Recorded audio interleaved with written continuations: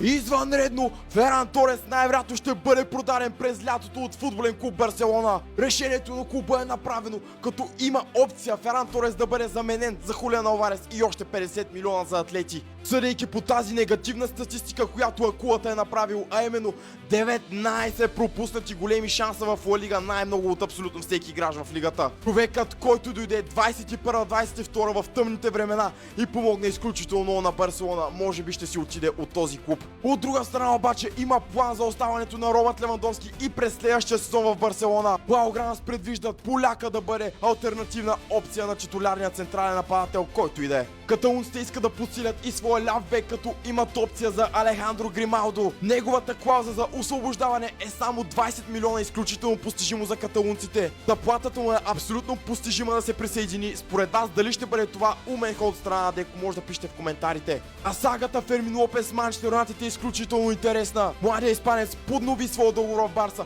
но Манчестър Юнайтед вари за него 100 милиона евро. Щастието обаче на всички каталунски фенове, Фермин не иска да напуска Барса и Барса не иска да го продава, но все пак 100 милиона са си доста голяма сума. Бихте ли продали Фермин Лопес и ако да, може да им пишете в коментарите защо. Предстои едно вълнуващо трансферно лято с много въпросителни, най-вече за ето този човек, Акулата Феран Торес. За още актуални новини, свързани с света на каталунците, може да ни последите тук и да се абонирате за нашия YouTube канал, който ще намерите от линка в описанието. Благодарим ви!